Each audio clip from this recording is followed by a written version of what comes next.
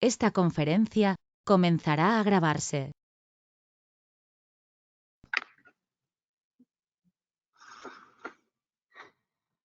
Bueno, arrancamos.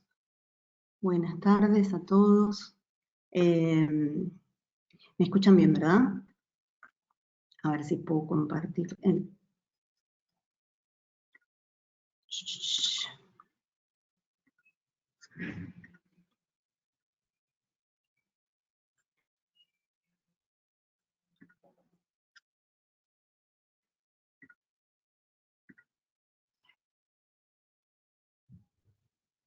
Ahí va, pueden ver la... ¿No se escucha, no se ve? ¿No se escucha? Sí. ¿No escuchan? ¿Ahora sí escuchan? Ahora sí, perfecto. Bueno, hoy es el último, en principio es el último encuentro de estas primeras sesiones que llamamos ABC, muy preliminares. En el último encuentro estuvimos viendo algunos componentes y formas de trabajo y detalles de las estructuras para entrepisos y cubiertas. Y hoy quería empezar un poquito como resumen de lo que vimos hasta ahora con la composición material de los sistemas. Nosotros la semana pasada estuvimos viendo estructura para resolver losas o entrepisos o cubiertas, básicamente placas funcionando a flexión, pero lo que no vimos es la composición material de esos entrepisos, ¿no? Entonces, de arranque respecto de las cubiertas, sobre todo de las azoteas, de las cubiertas horizontales, siempre la posibilidad constructiva, digamos, material, va a recurrir a una solución húmeda, que es lo que llamamos entrepiso húmedo, básicamente por un tema de resistencia al ingreso de agua. A ver, si nosotros en realidad, y esto hablamos básicamente de dar una pendiente mínima de escurrimiento con el hormigón dependiente por encima de la estructura.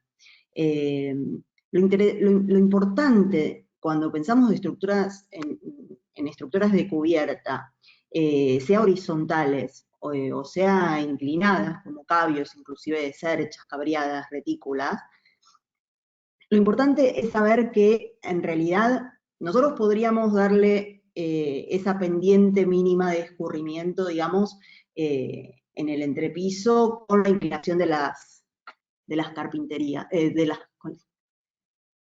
justo apareció un cartel, con la inclinación de las vigas de cubierta, ¿no? Lo que pasa es que en realidad en una azotea lo que nos va a pasar es que vamos a necesitar tener pendientes de escurrimiento en distintas direcciones que acerquen el agua a los embudos, básicamente. Entonces, eso con la pendiente original que podamos darle en el armado de la estructura a las vigas de cubierta, no lo podemos lograr. Entonces, la solución para azoteas horizontales, digamos, siempre es a partir de la resolución de un cerramiento húmedo. ¿En qué consiste ese cerramiento húmedo? Básicamente consiste en, sobre la estructura metálica, plantear un encofrado perdido. Ese encofrado perdido puede ser una chapa canalada, puede ser un multilaminado fenólico, puede ser una placa USB. Y el objetivo de ese encofrado perdido, por un lado, es darle sostén y actuar justamente como encofrado del contrapiso que pueda colarse por encima de él, pero además tiene una misión estructural respecto del mismo modo que hablábamos de generar, ¿se acuerdan que la semana pasada hablábamos de la necesidad de generar planos rígidos en los entrepisos y en las cubiertas? Bueno, la única manera en la que yo puedo asegurarme que este conjunto de perfiles conformando la cubierta o el entrepiso se comporte en su plano como un plano rígido es dándole rigidización a través, por ejemplo, de una placa o de una chapa acanalada. Entonces, en ese caso, esa chapa acanalada o ese encofrado perdido genera, por un lado, que todo el conjunto de perfiles trabaje de manera solidaria y yo pueda considerarlo un plano rígido, y además desde lo constructivo funciona como un encofrado para el hormigón dependiente. Lo que es muy importante acá es saber que lo que estamos armando no es una losa. No es una losa y no es un steel deck. Muchas veces se confunde el concepto de steel deck con un entrepiso húmedo en steel framing. El steel deck es un sistema en el que el encofrado perdido actúa como armadura, con lo cual, y en general no necesita apoyos intermedios, o los apoyos intermedios en realidad funcionan, son bastante distantes o permiten una distancia grande entre apoyos, básicamente porque lo que resiste, lo que le otorga resistencia a la flexión a todo el conjunto es justamente el conjunto acero de base actuando como encofrado perdido, pero además funcionando como si fuera armadura de tracción, ¿sí? Es un sándwich que funciona en conjunto. En este caso, la estructura no necesita al hormigón funcionando como capa de compresión. ¿Se entiende? No trabaja, cuando yo verifico, nosotros verificamos las estructuras, una estructura verificada en steel framing, no tiene en consideración la resistencia a la compresión que aporta el hormigón que está por encima de la estructura metálica.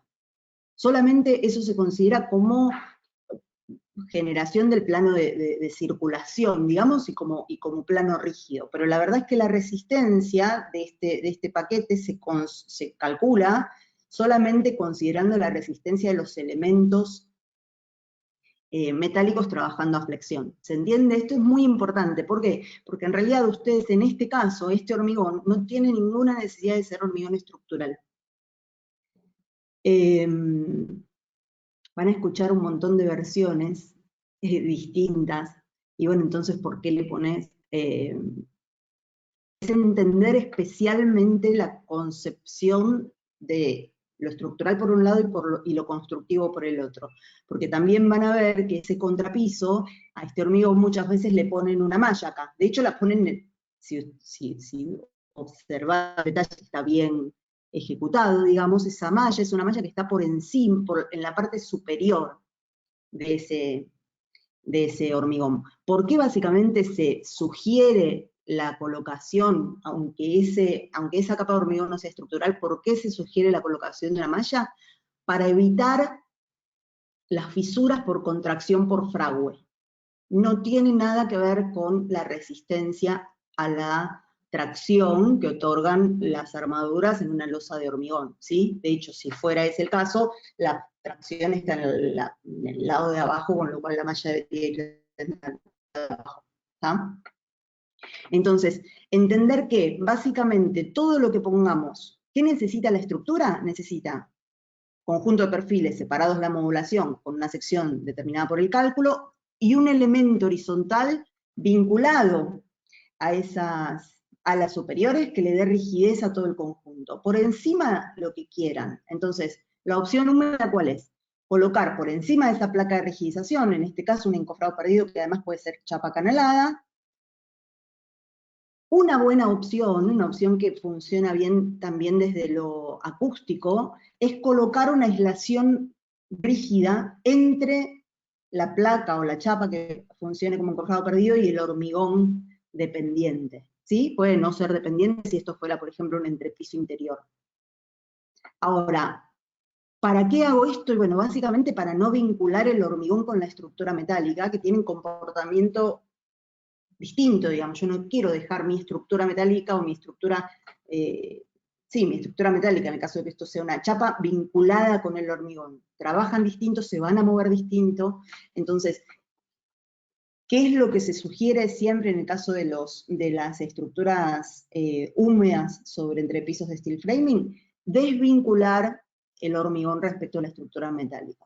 Esta aislación rígida suele ser, o puede ser poliestireno expandido, de alta densidad, o puede ser el panel PF, que es un panel de lana de vidrio rígida, vienen en 20 y en 30 milímetros, creo, con una densidad muy alta, entre 80 y 100 kilos por metro cúbico, y eso se coloca por encima del encofrado perdido, una un film de polietileno para desvincular de nuevo la lana del concreto y el concreto.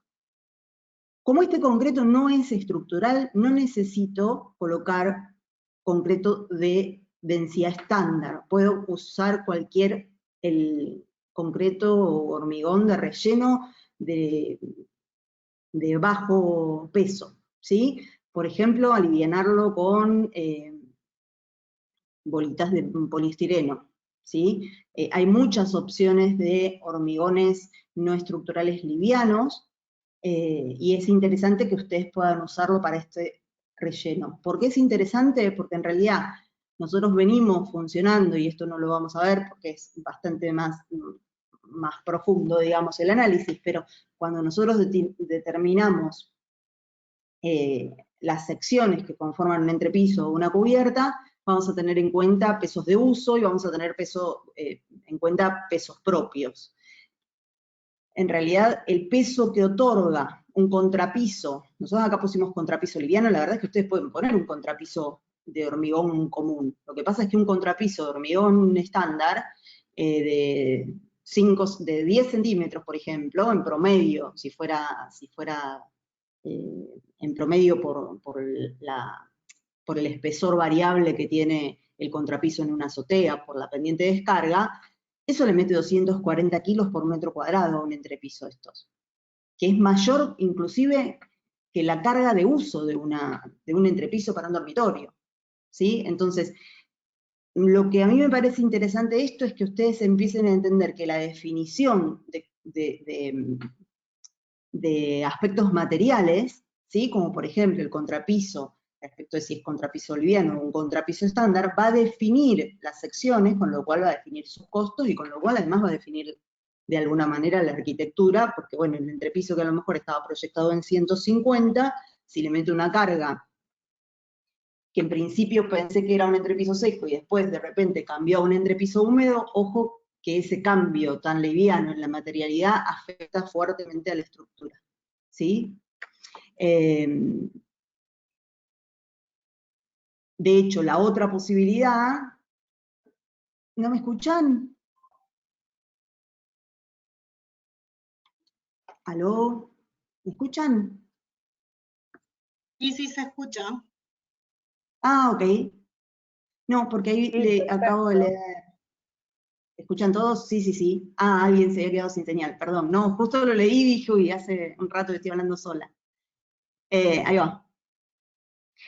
La otra opción, que es la opción más rápida, más, les diría, que más rápidamente aparece en la mente cuando uno empieza a pensar en entrepisos en steel framing, es el entrepiso seco. El entrepiso seco siempre requiere ser interior, ¿sí? A ver, si nosotros, por ejemplo, decimos, bueno, pero si yo le doy a ese entrepiso una pendiente mínima, no sé, de 6% y le pongo una chapa, bueno, eso ya es una cubierta inclinada y funciona como cabrio y por supuesto que puedo resolverlo en seco, digamos.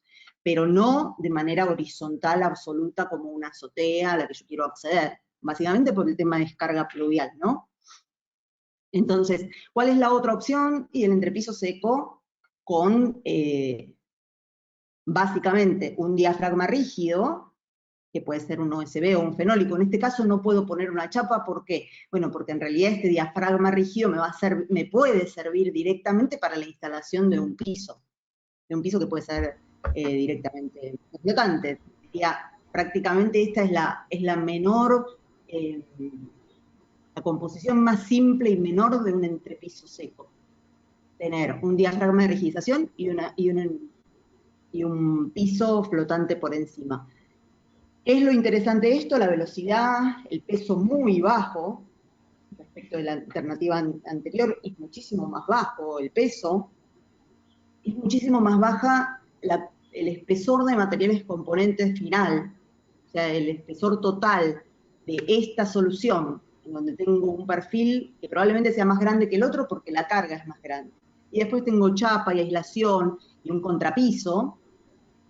Bueno, todo este espesor y probablemente esté por encima de los, como mínimo, les diría en un entrepiso húmedo va a estar como mínimo por encima de los 300 milímetros. 30 centímetros. ¿Sí? Por supuesto que va a depender de la luz, de la distancia entre apoyos de estas vigas, ¿no? Pero en general un entrepiso húmedo tiene ese orden de espesores. En el caso de los entrepisos secos, y bueno, la sección para la misma luz puede bajar porque la carga va a ser más baja y además el espesor de materiales que está por encima también es más bajo. Podría reducirlo básicamente a un OSB o fenólico estructural más un piso flotante. Y esa sería mi expresión mínima de entrepiso seco, ¿sí? César, ¿es recomendable entre el piso flotante y el diafragma colocar alguna barrera para silenciar golpes, pasos? Exacto. El único problema que nosotros localmente sobre todo tenemos con los entrepisos secos es que es la transferencia de ruidos por impacto. No importa toda esta aislación que nosotros colocamos acá entre vigas, esto es muy importante y es conceptual. Ustedes pueden poner un montón de aislación acá, inclusive hay proveedores que les van a decir, a mí, por ejemplo, me encanta usar celulosa proyectada, ¿no? Yo uso mucho celulosa proyectada en mis obras. Y inclusive alguna gente que vende celulosa proyectada, en el discurso, así como yo lo compro, tienen el discurso de que disminuye los ruidos de paso porque la celulosa proyectada llena todo esto. Eso es mentira. En realidad, el efecto del ruido de paso, el ruido por impacto, digamos, se da porque hay un elemento, el piso, el pie es nuestro, que pisa y hace vibrar un sólido, que será el piso, que si ese piso está en contacto directo con la placa, vibra la placa, y esa placa está en contacto directo con el perfil, y vibra el perfil, con lo cual hay un viaje de esa onda, digamos, en definitiva es un tema de viaje de ondas, que no se encuentra con ningún elemento elástico que amortigue el paso de esa onda. De eso se trata el ruido de paso. Ahora, si yo lleno todo esto, y la verdad es que a través del alma, no estoy metiendo nada, o sea, cuando yo entiendo, y de nuevo insisto con esto de entender los procesos que estamos analizando, desde la estabilidad de estructuras hasta la aislación acústica, es entender cómo funciona el mecanismo que estoy analizando, ¿no? Sí, la situación que estoy analizando. Y acá estoy analizando el ruido de paso. ¿Qué es lo único que yo puedo hacer para que el ruido de paso se corte? Y meter en el medio de esa transferencia, de ese viaje de la onda, algo que haga que esa onda se achate. Básicamente es eso. Entonces, ¿qué hago? Cualquier elemento elástico en el medio lo va a evitar. Eso, por ejemplo, funciona acá. La aislación rígida del panel PF. Con la diferencia de que la poca elasticidad que tenga no es poca, digo, pero la elasticidad que tenga este panel rígido de lana de vidrio, o poliestireno expandido, digamos, no se va a sentir al caminar por encima del entrepiso, porque arriba tiene una capa de hormigón, digamos, que se banca con su propia rigidez, se banca las deformaciones. Ahora, ¿qué pasa acá? Si yo acá llego a poner un panel PF y arriba le pongo una placa, y ojo que esa placa se va a empezar a mover arriba de ese panel PF. Entonces, una solución de mínima, esto que decías recién, César, la solución de mínima es poner el fieltro, no sé cómo se llama, creo que es ese fieltro que se pone abajo del piso flotante. Es como si fuera un bajo alfombra. ¿Sí? Eso de alguna manera amortigua un poquito, por eso es flotante. Entonces eso de alguna manera amortigua el paso el ruido de pasos encima. ¿Cuál es la otra que suma un poquito? Sí, no es exactamente la membrana Isolan, es la membrana que viene con el piso flotante, digamos. ¿Sí? Yo creo que la membrana Isolan puede funcionar igual, no estoy muy segura, eso depende de la rigidez que tenga el piso. Yo no puedo apoyar al piso flotante, que es muy flexible, arriba de algo que sea muy flexible, porque se me va a flexionar se me va a empezar a flexionar el piso, digamos. Pero ese bajo alfombra, digamos, o ese bajo piso flotante es importante. Lo otro que es importante y que nosotros lo usamos siempre también es la no me sale la palabra, el sellador, la banda acústica que se usa para apoyar los paneles también, que es una banda, la gente de Isolán también la tiene, la está haciendo, es una banda acústica, autoadhesiva, que ustedes colocan encima de las alas de las vigas antes de montar el diafragma rígido.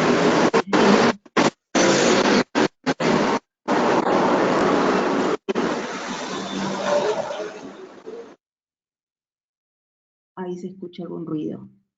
Ahí está.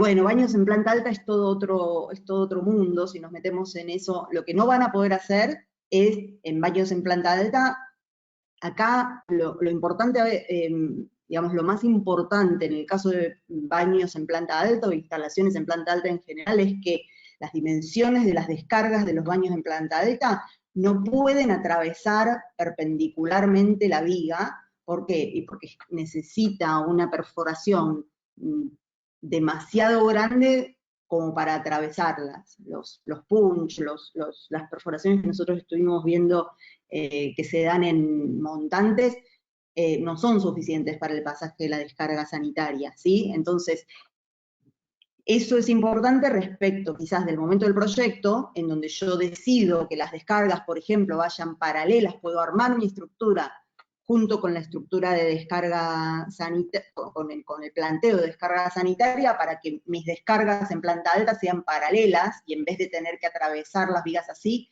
vengan en la misma dirección que estas vigas, ¿sí? Y la otra es pasar por abajo, o sea, eso va a depender del desarrollo del proyecto en particular, pero nunca atravesar las almas de las vigas, porque la perforación necesaria es demasiado grande para disminuir así la resistencia de las vigas, ¿no?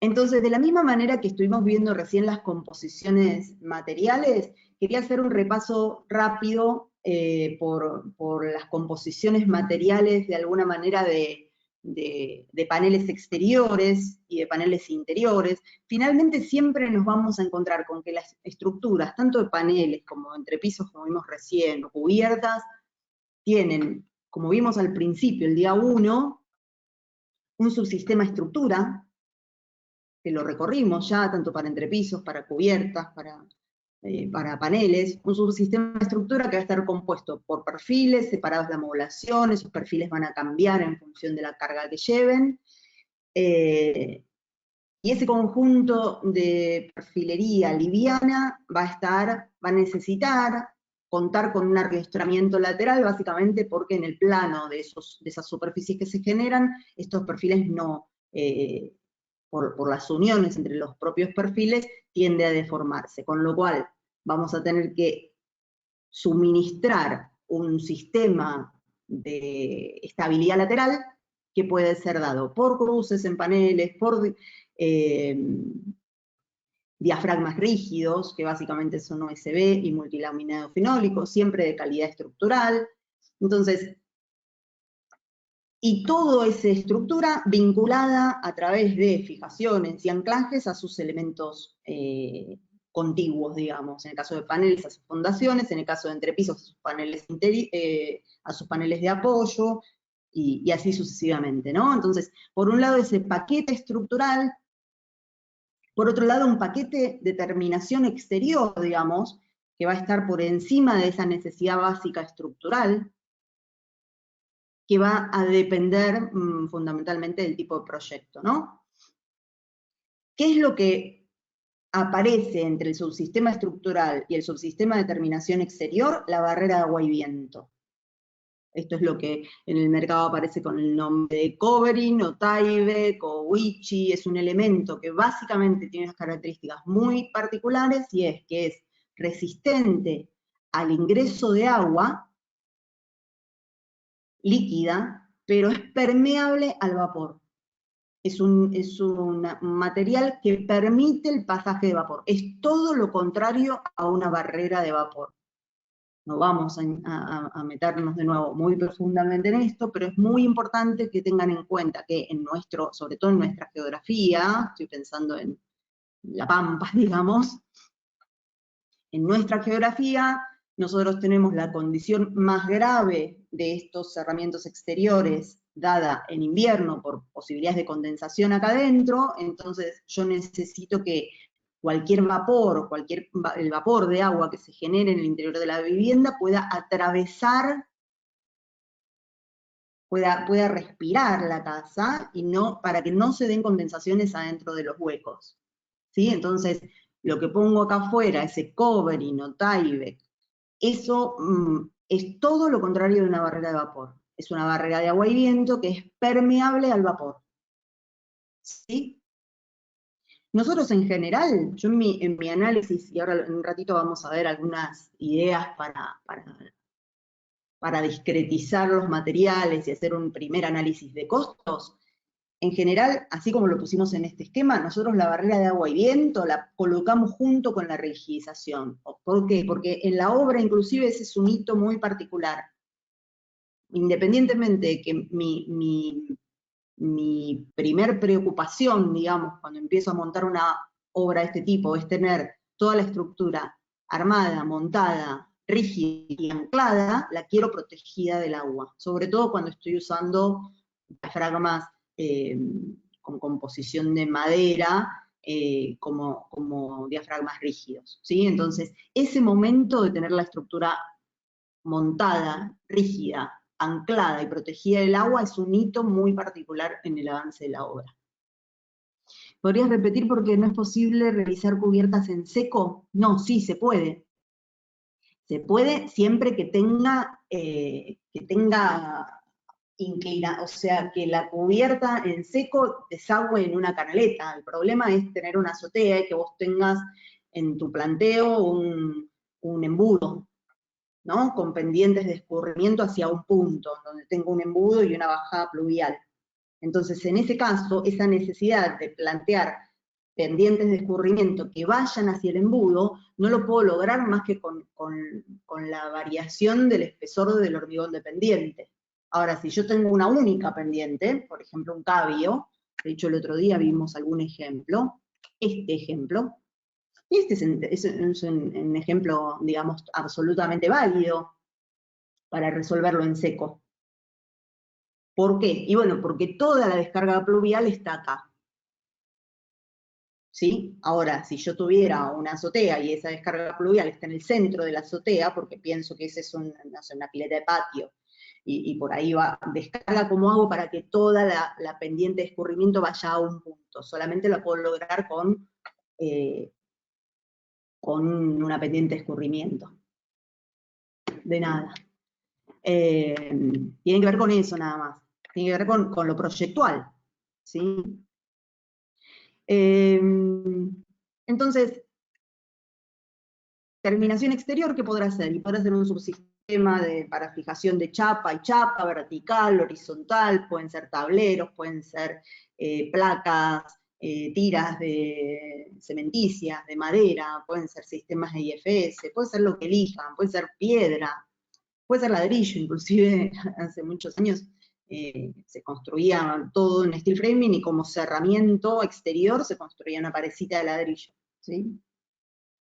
Entonces ese sería el subsistema, cerramiento, aislación exterior, digamos, y después otro subsistema que puedo pensar que es desde lo secuencial, ¿no? Desde qué cosas van sucediendo en la obra. Puedo decir, bueno, yo monto la estructura, la rigidizo y la protejo del agua, después empiezo con todo lo que es terminación exterior, y después sí puedo seguir paralelamente con todo lo que es interior. ¿Y qué es lo interior? Y el pasaje de instalaciones, una vez que pasé las instalaciones, la instalación de la aislación termoacústica y el cerramiento interior con placa roca de yeso.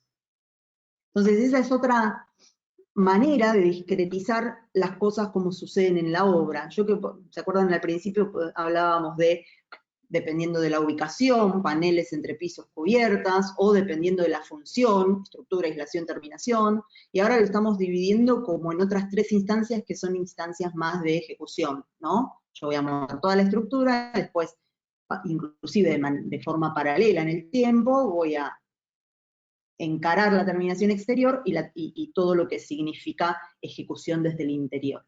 ¿Está? En el caso de un panel interior, mucho más simple. La estructura, la placa de roca de yeso interior de ambos lados y la aislación acústica, en este caso, entre perfiles. ¿Sí? Lana de vidrio como el ejemplo más habitual. Acá, por ejemplo, tenemos una cubierta inclinada, puede ser más o menos inclinada, en función del proyecto, y que sí está resuelta en seco con chapa canalada. Entonces, en este caso tenemos un planteo en el que la cubierta está resuelta solo con perfiles individuales, actuando como cabios, y por encima de esto que tengo, y de nuevo el diafragma rígido, la barrera de agua, y lo que tengo acá es un símil clavadera, digamos, escurridor y clavadera, que puede ser todo lo que pase de acá para arriba, digamos, tiene más que ver con el tipo de cerramiento exterior.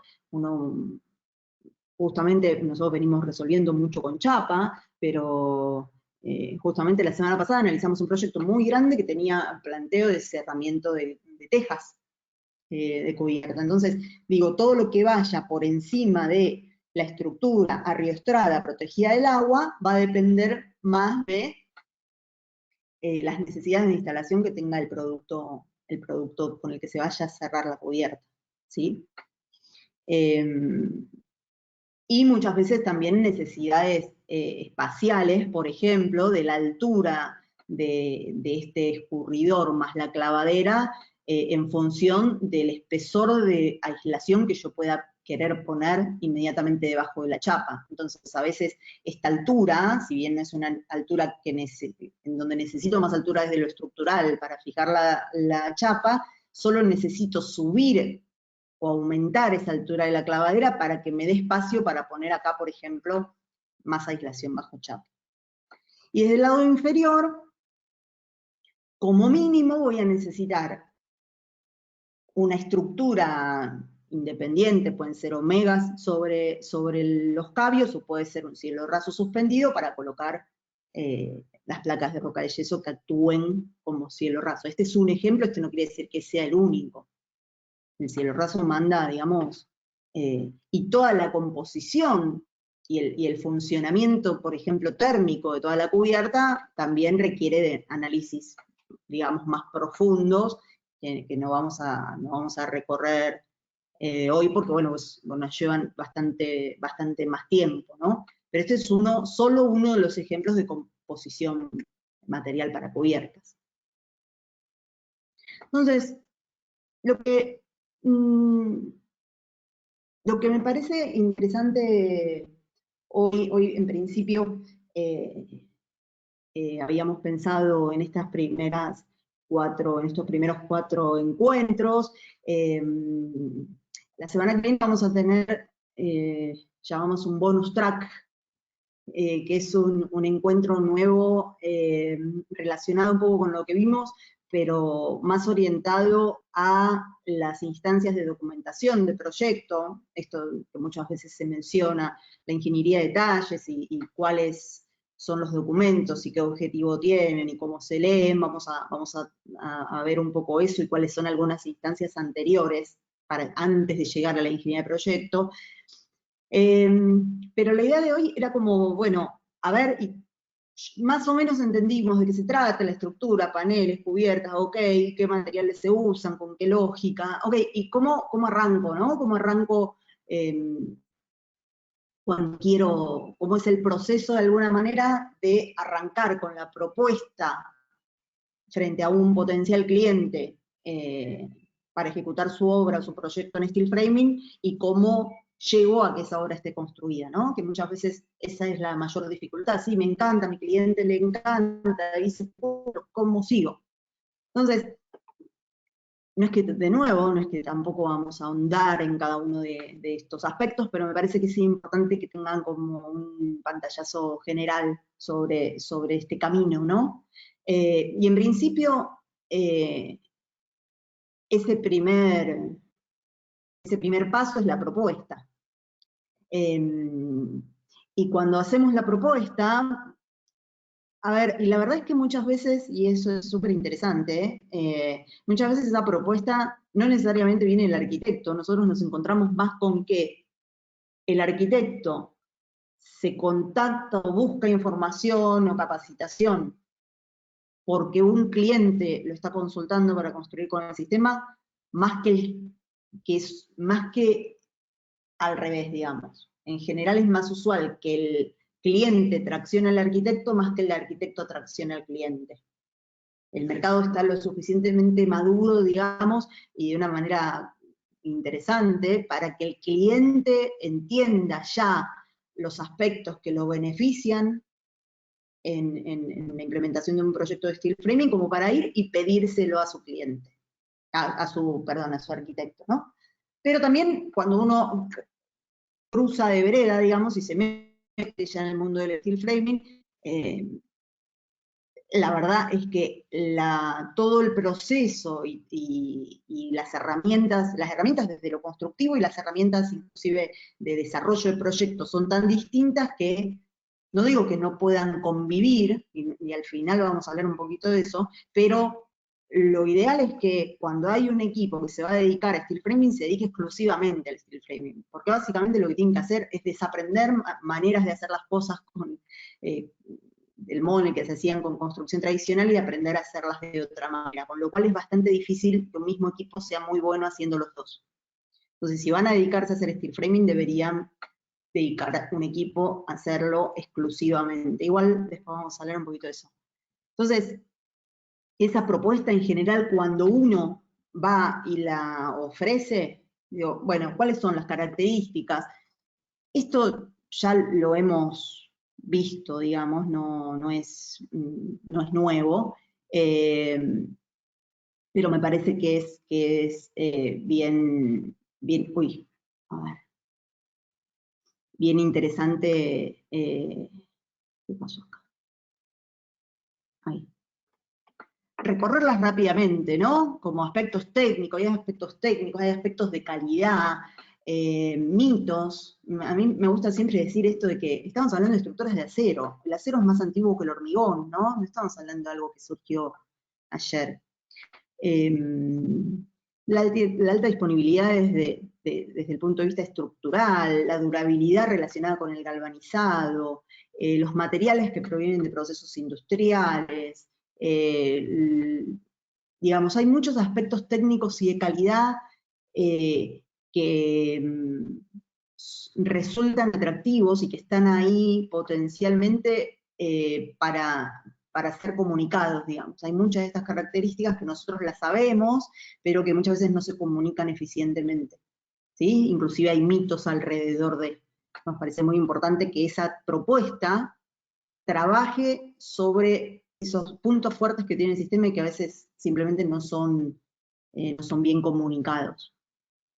Desde el punto de vista de los costos y los tiempos, la propuesta, ¿no? Eso también es interesante. ¿Por qué motivo la gente se acerca? Inclusive me gustaría después tener, si tenemos un poquito de tiempo, tener un feedback de ustedes ahí en vivo.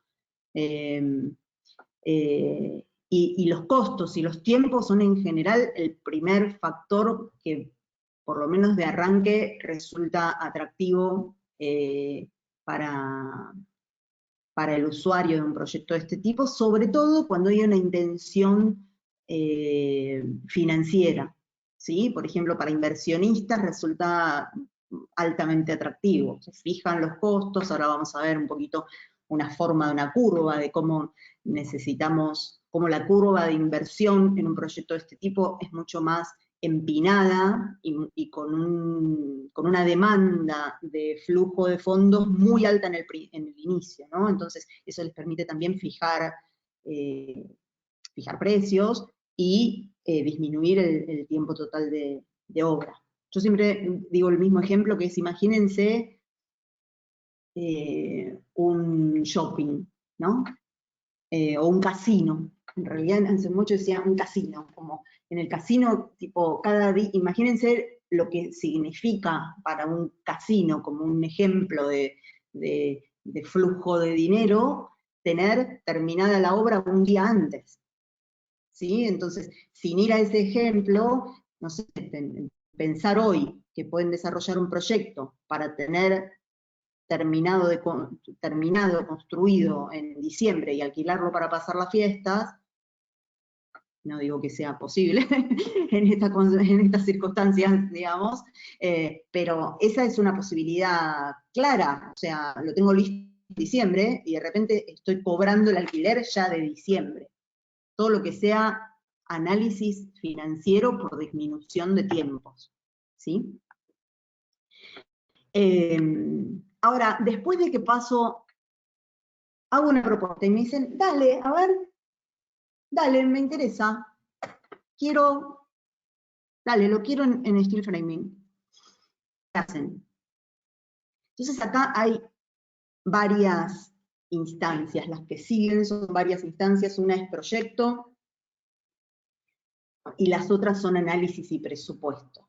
¿Por qué motivo digo son, de alguna manera yo para hacer un análisis de un proyecto lo tengo que tener desarrollado, ¿sí? Yo tengo que tener algo. El tema es, ¿qué tengo en esa instancia?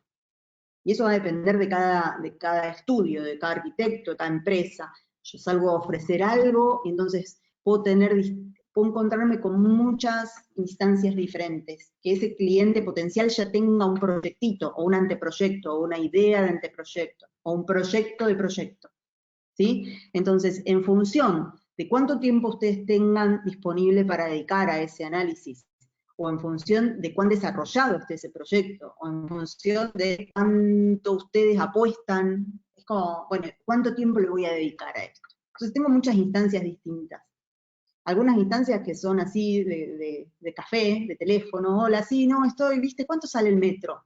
Bueno, nosotros acá no vamos a decir cuánto sale el metro porque no lo sabemos, porque para hablar de metros, nosotros sí estamos, digamos, convencidos de que lo mejor que les podemos transmitir a ustedes es un modo para que ustedes desarrollen sus propios costos, su propio análisis de proyecto para saber cuánto sale para ustedes, para cada uno de los que está acá, el metro cuadrado del proyecto. ¿Sí? Acá alguien escribió algo. ¿Qué opinas de que el cliente, con la idea de abaratar costos, quiera realizar la mano de obra de su proyecto en steel frame bajo la supervisión del profesional? Podemos hablar mucho de eso, después hablamos de eso. Se me va a acordar, Gonzalo, que hablemos más al final. Así no nos vamos tanto de esto, pero se me va a acordar que es interesante. Entonces, rendimiento general. ¿Cuánto vale el metro cuadrado? Nosotros lo que les proponemos es acompañarlos en los pasos necesarios y en el tipo de análisis y en lo que significa analizar su proyecto, en donde ustedes estén con sus costos, con sus proveedores, con sus características proyectuales para que ustedes digan, yo construyo un steel framing por tanto. ¿Sí? Entonces, ¿cuáles son los puntos intermedios? Rendimientos generales, dijimos el otro día, y esto te sale, eso cuánto sale el metro cuadrado, ustedes tienen que saber de qué están hablando, ¿sí? Nosotros en una época cuando nos mandaban esa pregunta, que la hacen siempre, los mandábamos a mirar, yo no sé si ahora, la verdad es que no sé si ahora lo están publicando, creo que no, pero el precio por metro cuadrado que publicaba todos los meses el Clarín en su suplemento de arquitectura. Publicaba un prototipo, una tipología, no era un prototipo, era una tipología que llamaban casa country y otro que llamaban vivienda industrializada. Era un proyecto como en un country hecho steel framing. Y la verdad es que desde siempre esos costos eran muy similares, eran prácticamente idénticos. ¿Sí? Entonces, esa es otra opción. ¿Cuál es la otra opción? Bueno, a medida que yo quiero saber más exactamente mi costo, voy a profundizar en ese análisis, ¿no? Puedo pasar del rendimiento general y tanto el metro cuadrado a saber exactamente cuál es el consumo en mi obra a través del desarrollo de la ingeniería de detalle, del proyecto ejecutivo. En definitiva son las instrucciones, se los decía el otro día, el otro día me llamó por teléfono y me decía, es como armar las instrucciones, y es tal cual. proyecto de steel framing es eso, y después la obra es seguir instrucciones, ¿sí? Entonces, ¿qué hay en el medio? Y en el medio hay varias posibilidades, digamos, de análisis intermedio, antes de llegar al desarrollo de la ingeniería, porque el desarrollo de la ingeniería es un desarrollo muy finito, o sea, requiere un montón de, un análisis muy detallado del proyecto, para ejecución. En general, antes de llegar a instancia de ejecución, necesitas presupuestar. Entonces, ese análisis, dependiendo de hasta dónde ustedes se metan, cuán profundo quieran ir en ese análisis,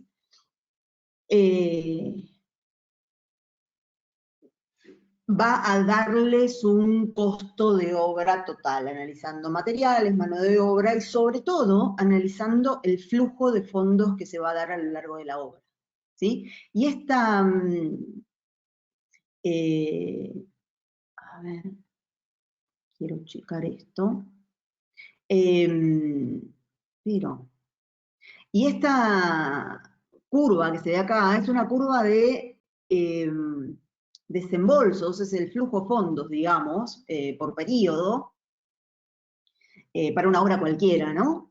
Entonces, lo que a mí me parece interesante de esto, acá están los rubros, y acá están los meses, y esto es el acopio, digamos, pero es un acopio, que no es un acopio que puedo elegir hacer o no, es un acopio necesario, porque si yo acá tengo que empezar a montar, yo acá tengo que haber pedido carpinterías, tengo que haber pagado los perfiles, las placas, o sea, yo necesito asegurarme que la cantidad de material disponible para que todo esto fluya tan rápido como nosotros tenemos previsto en el plan, que ahora vamos a ver un poquito más adelante, yo necesito, en general, estas formas de curvas de avance tienen que ver más con el consumo material que con la mano de obra, ¿no? Pero en estas obras la incidencia del material frente a la mano de obra es mayor. Esa es otra de las características, digamos. Si nosotros en una obra tradicional, ladrillo, mampostería, estamos pensando en una proporción 50-50, la idea es que en steel framing vayan a una proporción más 60-40, ¿sí? Inclusive cuanto más se optimizan los procesos, vas a ir a una opción más 70-30. ¿Por qué? Y porque en realidad lo que haces es reducir el costo total y reducir la porción que tiene que ver con el tiempo, ¿sí? Pero esto es muy importante. ¿Por qué? Y porque muchas veces ese mismo usuario que quiere mudarse rápido no tiene todo el dinero disponible, tiene el dinero disponible en etapas, y esa disponibilidad de flujo de fondos no es compatible con la necesidad de avance de la obra. Entonces ese es un punto muy importante para tener en cuenta. Ahora, esto es bastante, digamos, larguito, complejo, pero yo quiero darles un ejemplo, por lo menos rápido, de cómo pueden encarar, de cómo puede encararse este tipo, sin recurrir a la ingeniería, ¿no? La semana que viene vamos a ver un poco de qué se trata la ingeniería y qué documentos incluye, pero ese ya es un desarrollo que en general uno encara cuando la obra ya está tomada. El tema es cómo hago para tomar la obra. Entonces, un análisis que a nosotros nos parece súper práctico es el análisis unitario por tipología. Entonces, si volvemos al ejemplo de un panel exterior, y volviendo medio a esta discretización que hablábamos hace un rato, cualquier elemento constructivo del proyecto, sea un panel exterior, interior, un entrepiso, una cubierta, va a estar compuesto por 3 subsistemas, como lo vimos recién. Una estructura, que tengo que resolver primero y que tengo que dejar rígida, anclada y protegida del agua. Todo lo que voy a poner de esa estructura hacia afuera, que es lo que llamamos el subsistema de cerramiento exterior, y todo lo que voy a poner de esa estructura hacia adentro, que es lo que llamamos en este caso el subsistema de cerramiento interior. Entonces, ¿yo qué puedo empezar a pensar? Lo que vamos a presentar acá es más una intención de una forma de mirar al proyecto, más que el desarrollo finito de cada uno. Pero cuando yo empiezo a deshacer esto, digo, bueno, el paquete estructural, ¿qué va a hacer? Y va a ser estructura según corresponda. ¿Qué quiere decir según corresponda? Y tengo que saber qué tipo de sección es. ¿Es un PGC? Sí, pero es 100 por 0,9, 150 por 1,25, cada 40, cada 60. Entonces, eso va a requerir de alguna manera de un predimensionamiento estructural. Eso lo van a tener que atravesar, de alguna manera lo van a tener que atravesar. El otro día hablábamos, no es lo mismo un panel de 2,60 metros en un proyecto de una planta, donde yo les podría decir en Rosario, y seguramente eso va a dar en 100 por 0,9 cada 40, que una doble altura en Rosario, ese mismo proyecto con una escalera que sale por afuera del volumen, pero que tiene 6 metros de altura. Y ese panel no va a estar resuelto en 100 por 0,9 cada 40. Probablemente sean perfiles dobles cada 40 en 150 por 0,9 o en 150 por 95. Entonces, hay algo de conocimiento de la estructura que necesitan tener. De nuevo, ¿cuánto se van a meter? Y depende de cuánto les interese sacar ese número finito o no. ¿Sí? De sus imponderables después por encima de los números a los que lleguen. Entonces, si yo pienso en esto, digo, bueno, va a haber perfiles, va a haber tornillos, va a haber una placa de rigidización, va a haber una barrera de agua y viento, va a haber anclajes. Entonces, ¿qué hago? En realidad, si yo pienso en mi estructura de paneles exteriores, puedo empezar a pensar en qué materiales necesito para resolver un metro cuadrado de un panel, de la estructura de un panel exterior. Entonces, ese análisis, que ustedes lo pueden hacer tomando como consideración una base de un panel que consideren típico, ¿sí? No lo vamos a hacer hoy porque lleva un tiempito más largo, digamos, meternos en ese análisis, pero es bastante simple de comprender como conceptualmente, por lo menos.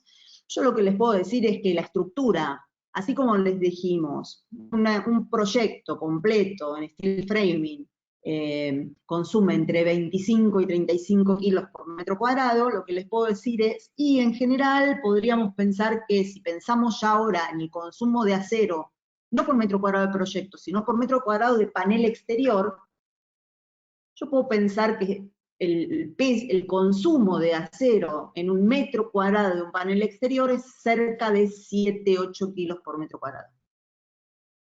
Entonces, ¿cuál es el valor de esto? Y que en definitiva, si yo tengo un proyecto y lo único que hago es computar los metros cuadrados de paneles exteriores, de alguna manera vengo y considero los consumos de cada uno de los materiales que compone ese metro cuadrado de panel.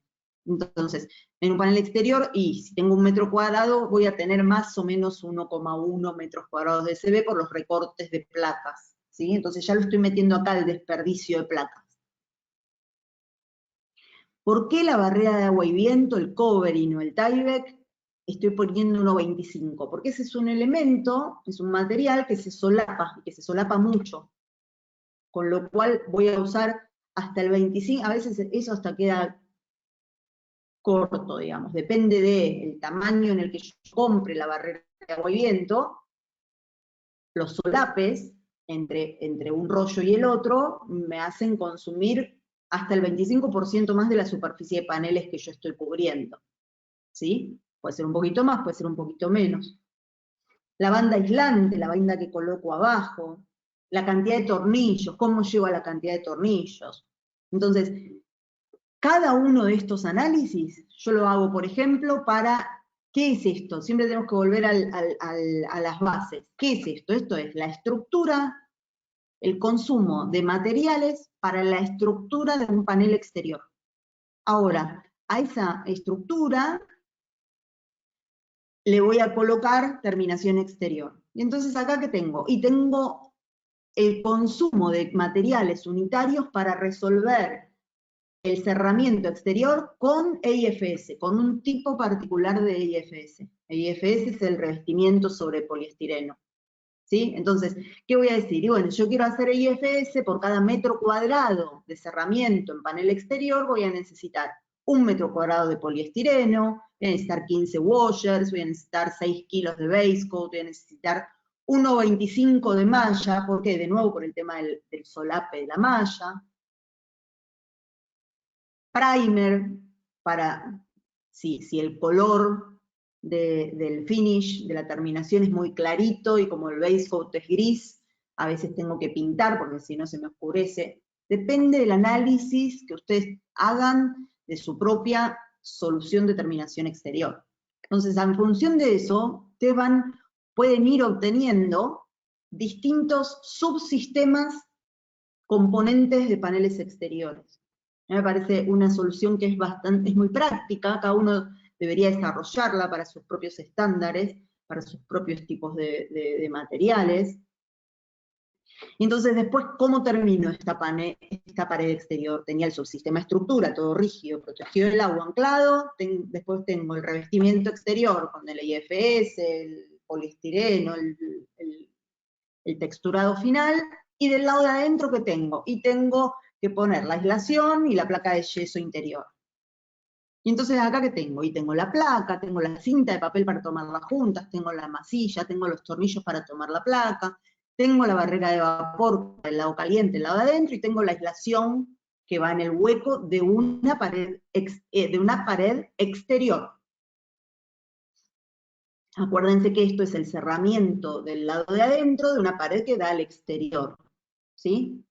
Entonces, en función de esto, ustedes van armando sus propios consumos materiales y sus consumos de tiempos, digamos, ¿sí? Pero después de que tienen ese análisis de proyecto, en distintas instancias ustedes pueden tener estos unitarios, pueden tener, inclusive, eso lo vamos a ver la semana que viene, pero hay algo que nosotros llamamos la prefactibilidad de un proyecto, que es un proyecto, el análisis de un proyecto antes de llegar a la ingeniería, es como un modelo preliminar del proyecto definitivo. Y entonces nosotros ahí, ¿qué hacemos? Si les entregamos el consumo estimado, muy cercano, pero no de ingeniería, pero que surge de un modelo previo al modelo definitivo, que se hace mucho más rápido, que no tiene la exactitud que tiene la ingeniería definitiva, pero que les permite llegar a el cómputo al costo de consumo material, ¿sí? Ahora, supongamos, después de esto, ¿qué pasa? Bueno, después de esto, en realidad, y paralelamente, a mí lo que me parece que es importante es que evalúen y que miren este cuadro completo, de que desde el momento en que tenemos proyecto, análisis, cómputo y presupuesto y planificación, y casi que esos están todos un poquito relacionados, porque esa planificación, y esto es lo que me parece súper interesante, esta planificación, en definitiva, a mí me va a permitir definir qué cantidad de tiempo yo voy a tardar en cada una de las etapas, ¿sí? Con lo cual, esa definición de tiempos y de planificación me va a definir también la necesidad de recursos materiales, en qué momento, y la cantidad de recursos humanos, cuánta gente voy a tener en obra en cada momento, ¿sí? Entonces, esto de análisis de proyecto, evaluación de proyecto, cómputo, presupuesto y planificación, y un poco, dependiendo del tipo de proyecto, un poco uno se alimenta del otro, ¿no? No deberían ser, alguien que se va. Bueno, después seguimos. No puedo ver las charlas anteriores, ahora lo vamos a chequear, y después, si no, se los mandamos por correo. Perdón. Pero me parece importante esto de que puedan pensar y puedan absorber esta necesidad de que en este sistema, quizás como en ningún otro, la evaluación, cuanto más profunda de la planificación en el momento del presupuesto, les va a dar soluciones muy importantes y ahorros de tiempos muy importantes. más allá de que nosotros recién describimos un método, una forma muy sencilla para computar materiales, digamos, eso con más tiempo, con menos tiempo lo van a lograr. La gracia, y me canso, digamos, de decirlo, y no me voy a cansar en realidad nunca, es evaluar los procesos, qué cosa puedo hacer respecto de cuál puedo superponer para cortar tiempos, para hacer un uso intensivo de la mano de obra, y para de esa manera cortar costos, todos los costos indirectos, además relacionados con el tiempo, ¿no? Estoy pensando en subsistema exterior, ¿es sí o sí estructural el subsistema interior? Puede ser estructural o no, digo, puede ser con perfilería de steel. Bueno, eso depende en algunos proyectos, si tiene sentido. En realidad, lo que pasa con la tabiquería de Drywall, o de Durlock, o de Nauf, o de Placo, o cualquiera de las marcas, los quiero a todos por igual, es que el Drywall, a diferencia de lo que pasa con el steel framing, no se puede prearmar. La gracia del steel framing es que yo prearmo estructura, y monto estructura, monto un panel, ¿sí? Los perfiles, los paneles de drywall no se pueden premontar básicamente porque la estructura es muy liviana y muy endeble, entonces en cuanto yo lo quiero armar y lo quiero montar como panel, se me desarma todo, lo tengo que montar en obra. Entonces a veces, eso depende mucho del proyecto, ¿no? Hay un punto intermedio que hace un tiempo empezó a desarrollarse, que es los paneles que son, que pueden ser en drywall, que no son estructurales, se hacen con perfilería más chica, de 70 estructural, por ejemplo. ¿Sí? Entonces, ¿qué pasa? Al ser estructural, al ser de 0,9 de espesor mínimo, sí puedo armar el panel porque lo puedo transportar. Esa es la gracia de armar el panel. Entonces, quizás, cuando vos te pones a pensar en que en realidad venís con toda una lógica de armado de estructuras, pero hay dos pedacitos de panel, no sé, el cierre del placar, y que lo vas a hacer en drywall, y la verdad es que la diferencia en peso, por ahí no vale la pena cambiar de tipo de perfilería por tan poquito consumo. Y el proceso sigue, digamos, en cuanto tenés armada la panelería, la tenés ya toda armada, junta. A veces, ¿qué pasa? Empiezan a colocar la placa de yeso, eso ha pasado, empiezan a colocar la placa de yeso y lo que falta es un panelito porque está planteado en drywall. Entonces ese panelito no está hecho y entonces todavía se olvidaron de pedir los perfiles de drywall porque son 4. Entonces, salvo proyectos muy grandes en donde el volumen de panelería que puede pasar a ser de drywall es muy grande, no sé si tiene tanto sentido. Ok. Entonces, acá estamos en etapa de planificación. Yo quiero ver la obra. Ah, vamos bien. En etapa de planificación, entonces en la etapa de planificación es bien interesante esto de entender los distintos momentos de la planificación. A mí esta es la etapa, digamos, que me parece más rica. A veces puede ser un poquito compleja, acuérdense que, de nuevo, esto es muy preliminar lo que estamos diciendo, la idea es que puedan llevarse una idea de esos aspectos en los que es interesante profundizar. Entonces, nosotros acá, ¿qué puntos tenemos marcados? Y podríamos tener muchos más, ¿no? Pero hay un par de puntos bien interesantes que tienen que ver con, acá hay 2 líneas rojas, ¿no? Entonces, esta primera línea roja está en correspondencia con la posibilidad de iniciar el montaje en la obra. Entonces, ¿qué quiere decir eso? ¿Qué momento es este? Este es un momento que, ¿qué requiere? Bueno, yo quiero montar. Quiero empezar a montar. ¿Cuándo puedo empezar a montar? Entonces, lo interesante de este análisis, yo puedo tener distintos puntos fijos acá, ¿no? Yo puedo decir, bueno, yo tengo que mudarme en esta fecha. Entonces empiezo a planificar de atrás para adelante.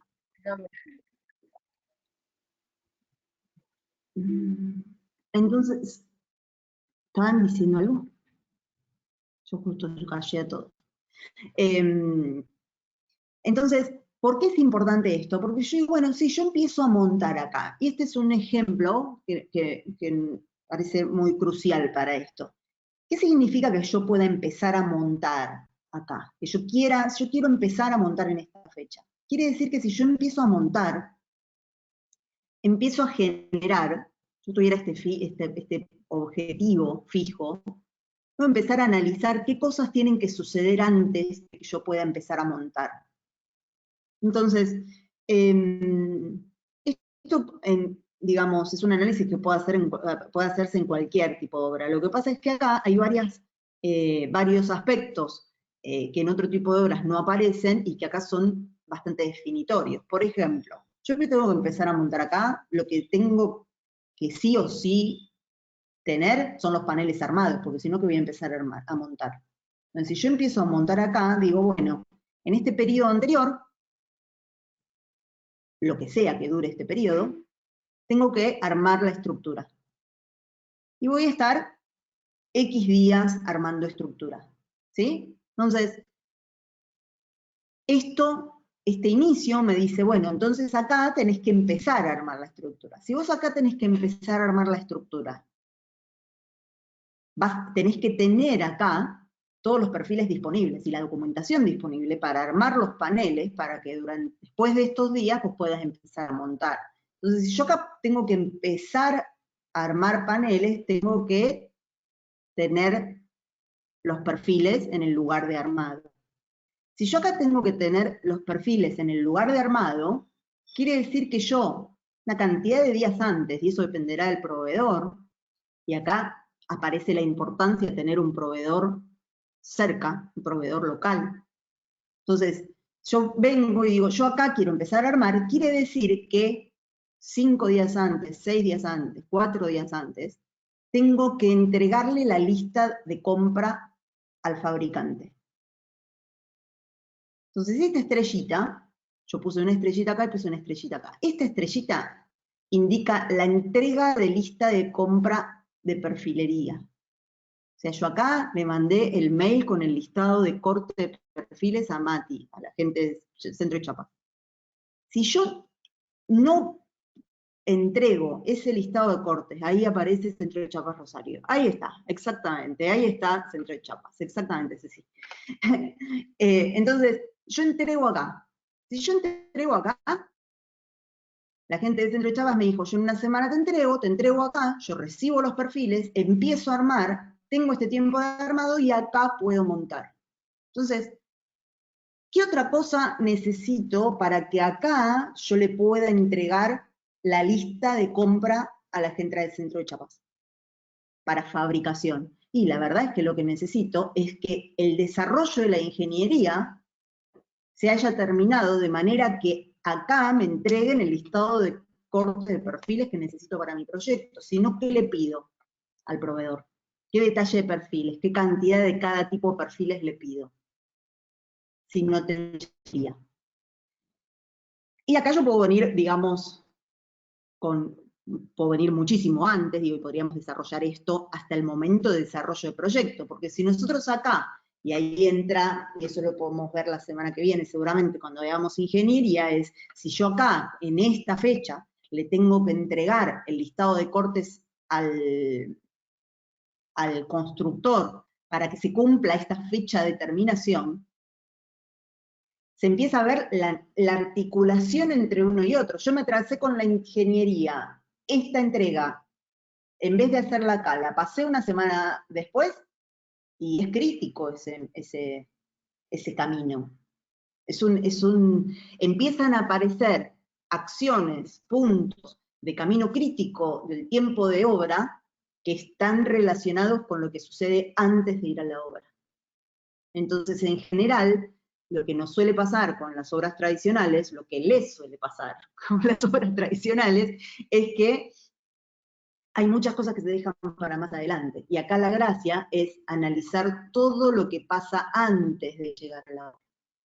¿Sí? Y de la misma manera, nosotros acá en esta estrellita decimos, bueno, acá puedo empezar a montar. Esto es esta ingeniería inversa, digamos, que hicimos acá, esta intención de ingeniería inversa que hicimos acá, tiene que ver con el suministro de estructura metálica, ¿no? Pero la verdad es que para que yo pueda montar acá, otra cosa que se tiene que dar, que estaba verde, es que la platea esté lista, o la fundación esté lista.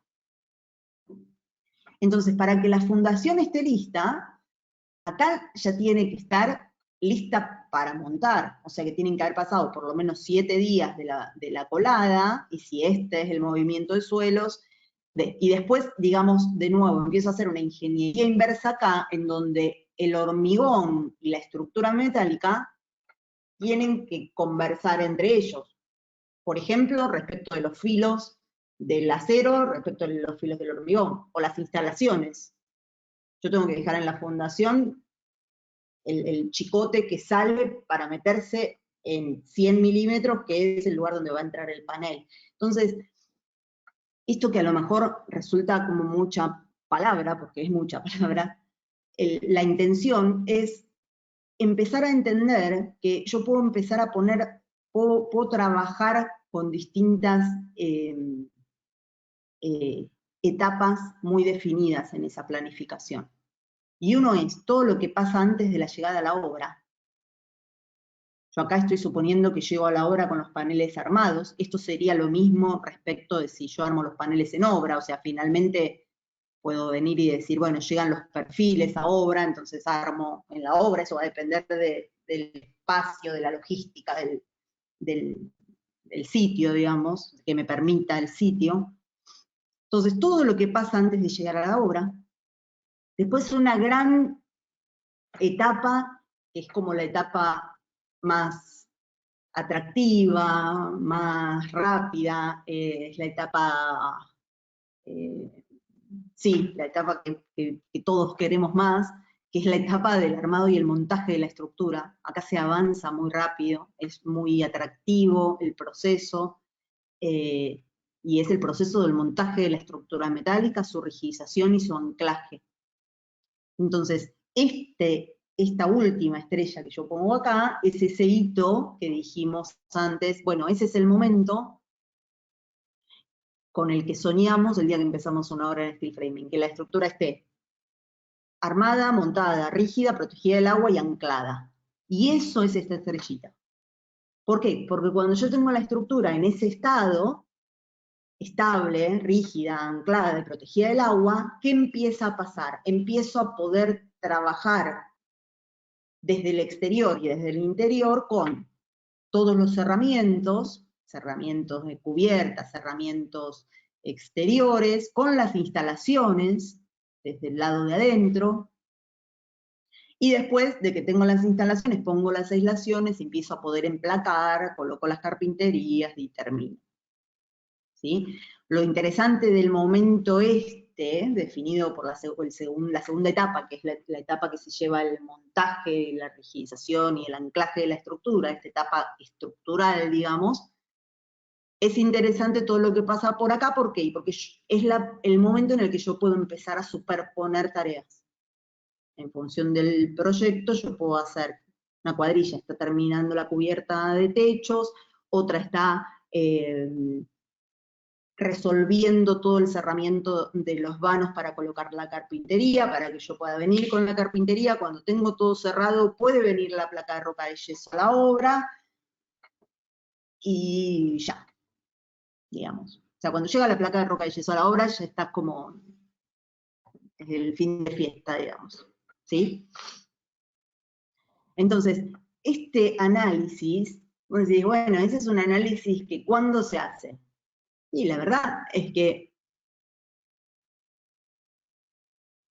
nosotros intentamos comunicar, y nuestra intención de comunicación y de entrenamiento y de formación tiene que ver con que este tipo de análisis ustedes lo puedan meter lo más tempranamente al análisis de obra, porque ese es el lugar donde ustedes tienen el potencial de acortar el tiempo y de acortar los costos.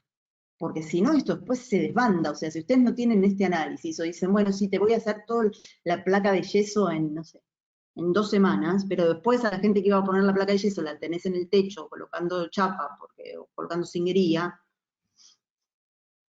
El factor tiempo en estas obras es el más interesante, pero también es esto de, estas obras son rápidas. Estas obras son rápidas porque permiten hacer un análisis de consumos de tiempos muy fino. No es porque son mágicamente rápidas. Hay que trabajar para eso. Y es muchísimo más efectivo. ¿Por qué? Porque yo trabajo antes, no en la obra. Entonces en la obra suceden las cosas tal como las tenía previstas, ¿sí? O lo más parecidos a lo que tenían previsto. Y entonces recién después de eso, la planificación y con esta planificación y con el flujo de fondos, yo planifico mis compras y mis entregas.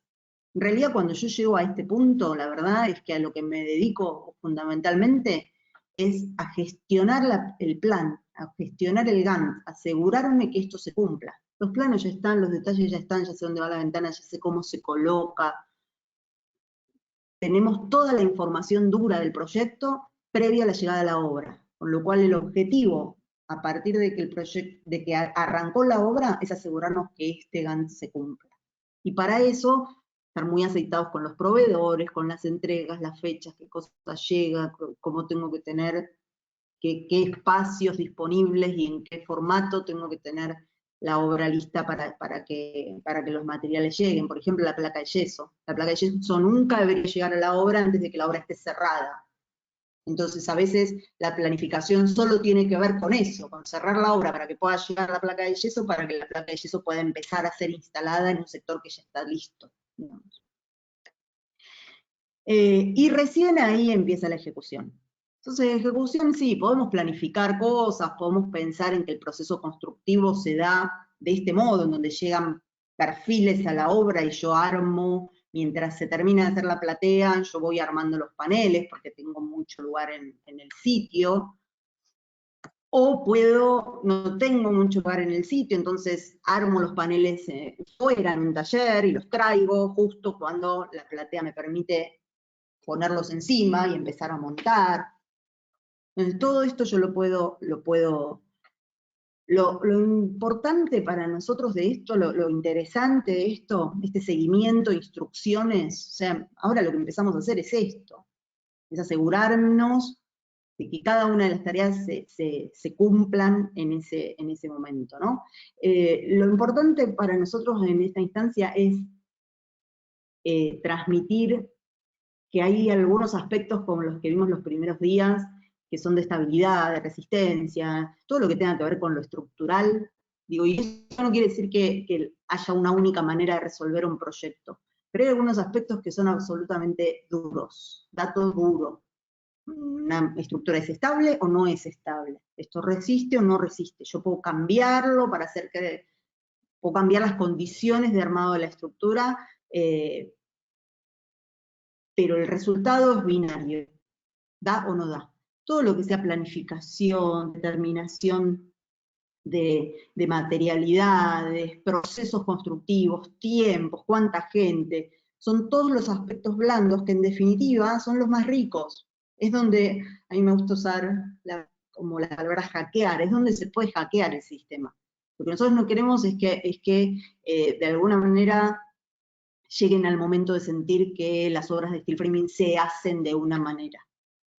No se hacen de una manera. Hay algunos lineamientos que es necesario cumplir y que uno, entendiendo cómo funciona la estructura, la materialidad, las aislaciones, los tiempos, la ejecución, los controles, va y hackea o hace con ese conocimiento, lo aplica al proyecto para que surjan cosas interesantes o no, o proyectos que son aburridos, digamos, como pasa muchas veces, en donde, no, los paneles son, no, la idea es que puedan usar todas esas herramientas para ahí adentro navegar, ¿no?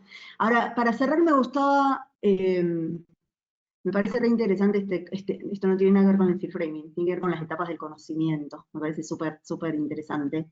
Las etapas del conocimiento en Maslow, que es como, bueno, cómo todos, cada uno de nosotros, las personas en general, atraviesan las etapas del conocimiento, ¿no? Lo digo sobre todo porque puede generar a veces frustración, o en qué momento uno está, o cuando uno da cosas por sentado con el otro, en la comunicación en lo laboral. Entonces me parece súper interesante, a mí me resultó muy interesante cuando me lo contaron hace muchos años ya, probablemente muchos de ustedes lo conozcan, pero es como las etapas en las que uno atraviesa cuando no conoce, ¿no? Como la primera etapa es la inconsciencia incompetente, el que es incompetente de manera inconsciente, es el que no sabe lo que no sabe.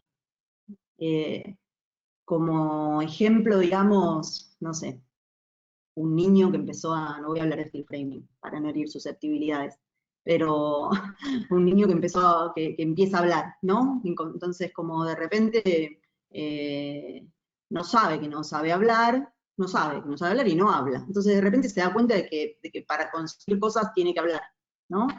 Se da cuenta que se quiere comunicar y no puede, se frustra, tipo, che, pero acá todos están ahí, y entonces se frustra y se da cuenta de que hay algo que no sabe, entonces empieza a hablar, empieza a balbucear, ¿sí? O andar en bicicleta, no sé andar en bicicleta, de repente el niño anda en bicicleta y, mira, uy, pero mi vecino está andando en bicicleta, se sube, se cae, y dice, che, no sé andar en bicicleta, quiero aprender a andar en bicicleta. Entonces se vuelve conscientemente incompetente, sabe lo que no sabe. Es un punto en el que no sé, y se da cuenta de que necesita saber algo que no sabe. ¿Por qué me parece interesante? Porque en realidad es lo que pasa cuando, en general, la gente se suma a capacitarse, por ejemplo, en estas tecnologías, ¿no? Como, o sea, mi cliente habla de steel framing, escuchó uno que hace steel framing, yo no sé. La idea es que ustedes no atraviesen esta etapa. A nosotros nos parece muy importante, sobre todo porque, y se los dije el primer día, pregunten. Es un momento en el que el sistema está como muy difundido, hay como mucha comunicación alrededor. Hagan preguntas. No vaya a ser que se encuentren con alguien, ustedes están acá y se encuentran con uno que, ustedes están acá y se encuentran con uno que es inconsciente, que es incompetente, inconsciente, y empieza a dar charlas, y está acá. ¿Sí? Entonces, ojo con eso. ¿Qué pasa cuando uno empieza a decir, bueno, ¿sabes qué? No sé andar en bicicleta. Entonces aprende. Y entonces empieza a aprender y se da cuenta y dice, mira qué buena onda, estoy aprendiendo, y de repente se da cuenta de que puede andar en bicicleta. Y anda en bicicleta y es conscientemente competente. ¿Qué quiere decir? Se sube a su bicicleta, se pone el casco, mira el espejito, no sé si hay bicicletas con espejito, pero mira y hace un esfuerzo y se concentra y dice, mira, ando en bicicleta, y anda en bicicleta. Y eso requiere un momento, una etapa de aprendizaje, ponerse consciente y hacer las cosas pensando. Y hay un momento, que es la etapa 4, que es el competente inconscientemente, que es cuando ya te subís a la bicicleta sin pensar y vas hablando con el que está pedaleando al lado tuyo, digamos. ¿Sí? ¿Qué quiere decir? En nuestro caso, ¿qué quiere decir? Empezás a pensar en steel framing, que es lo que nos pasa un poco. Yo conocí esto porque una vez yo tenía un coach, una persona que me asistía y que me acusaba de esto, de la competencia inconsciente, en donde entonces uno, sobre todo en la comunicación con los otros, no se da cuenta de lo que sabe, de lo que registra. Es importante para comunicárselo al otro, para comunicarle al otro, tener registro de que eso que uno sabe, lo aprendió. Porque de repente es tan natural que es difícil de comunicar. Esto entonces yo se los digo también, porque para la formación de sus propios equipos, ¿sí? Es un súper desafío poner consciente eso que para uno ya es natural, ¿sí? Y por supuesto que es el objetivo. Respecto de esto es, bueno, proyectar en steel framing, pensando en steel framing y no teniendo que hacer el trabajo que hoy significa agarrar una pared y pensarla y darte cuenta de qué espesor para un lado, qué espesor para el otro. Va a haber un momento en el que eso es natural, pero para que eso sea natural, tiene que pasar tiempo. ¿Sí? Y lo último, respecto de esto, me parece muy importante, interesantísimo, lo descubrí el año pasado haciendo un posgrado, lo vengo comunicando, se lo vengo contando a todo el que me cruzo. Hay un profesor hindú, que se llama Vijay Govindarajan, que escribió un libro que se trata sobre innovación y cambios en las empresas, se llama The Three Box Solution, si lo quieren leer, pero tiene un concepto interesante que es qué pasa cuando uno tiene un proyecto, una idea, un negocio, un esquema de negocios, y quiere hacer algo nuevo, ¿no? Entonces, de alguna manera, este concepto caja 1, caja 3, que es lo que yo estoy haciendo hoy, en el caso de ustedes, por ejemplo, proyectos en tradicional, en hormigón, construyendo con ladrillo, tengo un equipo, funciona, todo bien, pero quiero cambiarlo.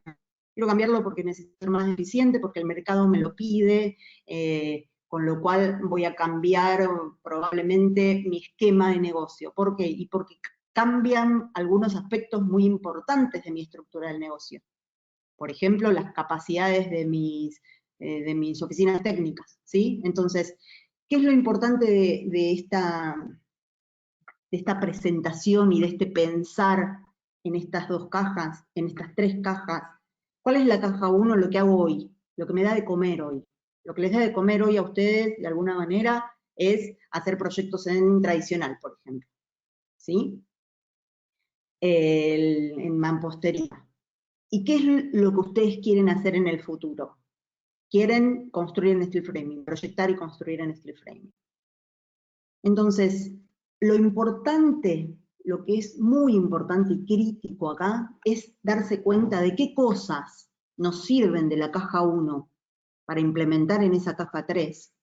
¿Cómo puedo apalancarme? A ver, si yo proyecto, tengo clientes que me compran proyectos, soy bueno, me puedo apalancar en eso, tengo buena trayectoria, conozco, tengo buenos arquitectos, pero hay parte de eso que tengo que definitivamente olvidarme para poder hacer y aplicar efectivamente la caja 3, que es lo nuevo.